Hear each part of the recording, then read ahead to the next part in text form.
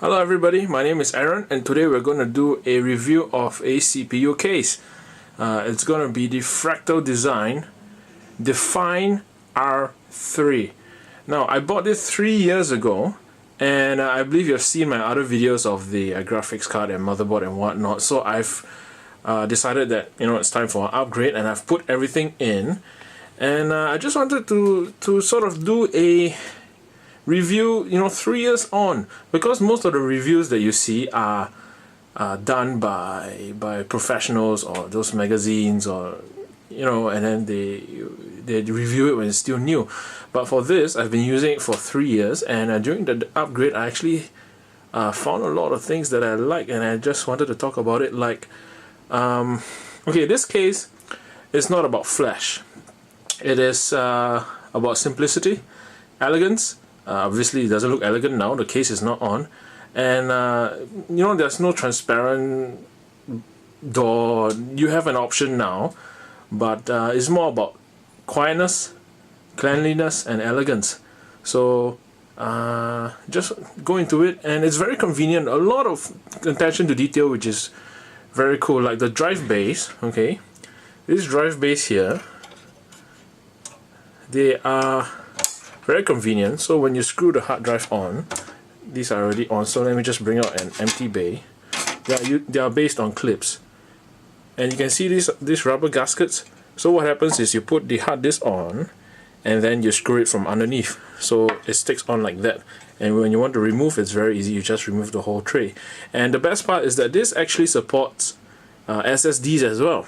So you don't have to get another $10-20 bracket just for one SSD. I mean, of course, some brackets have an advantage because they can carry 2 SSDs on one 3.5-inch drive bay, whereas this one, each drive bay holds 1 SSD. But I mean, there is like 8 drive bays. Unless you're going to hold a lot of drives, this should be more than enough. Like I have an SSD here. The only small problem, of course, is that they provide to how do you say, to screw on the SSDs like I have here now. You need to use the floppy drive screws, which they only gave 4. So just in case I'm going to get another SSD, I only use 2. So the way it works is you put the SSD and then you screw with these 4 holes. So I just use 2, which is more than enough. And it's fine that they are not on the rubber gaskets, because SSDs have no moving parts.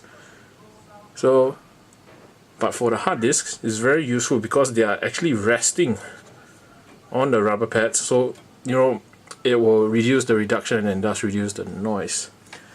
Okay, that's number one. That's one thing that I liked, because when I got an SSD, I was like, oh damn, do I need to get a proper bracket? Because I don't want it to be just flopping around inside the drive. And I thought this was very cool. And the other thing is, of course, look at my setup. So this is a Noctua S12P drive. This is the GTX 770, which I bought. This is the Sound Blaster ZXR, with enough space for another graphics card. I'm just going to use one. And there is a fan here. So these are the new fans that I just bought. The case comes with 2 fans, one here in front and one at the back. I've added another 2 because this setup, of course, I'm going to do a little bit of overclocking, nothing too out of this world. But basically, as you can see, it's clear wires, right? Because they have a lot of these holes. I'm not sure if you can see, there are some holes here where you can push the wires, so that all the wires are at the back, which is very important, especially if you're not using a water cooling system, because airflow is very important. So I have 2 fans blowing in, one which I added myself. As you can see, is a Noctua fan as well. So there's no clutter. There's no clutter here as well. The graphics card will get additional wind from the bottom, and this is a bottom. What do you call it? The old-fashioned cases, the power supply is at the top. This is at the bottom, which makes sense so it draws cold air from the bottom and it pushes it out. So it has its own cooling. It does not draw hot air from the rest of the system.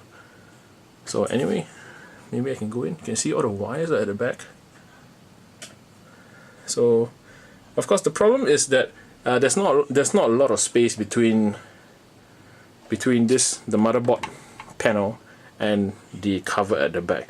So it takes a little bit of squeezing or a little bit of clever arrangements of the wirings to make sure they fit.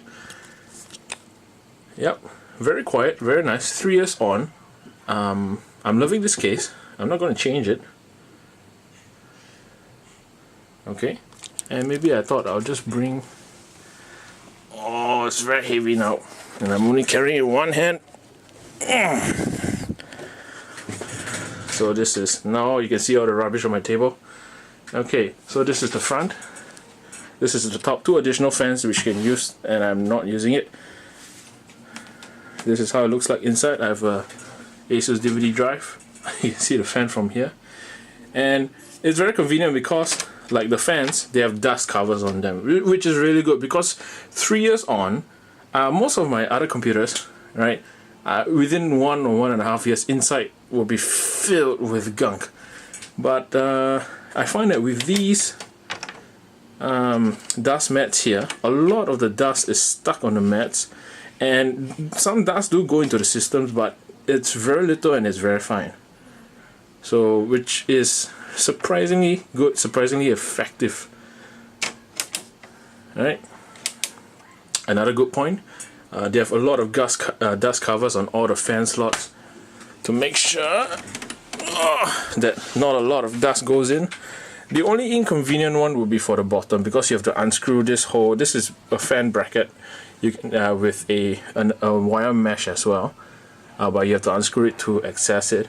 But the one at the back, okay, excuse me,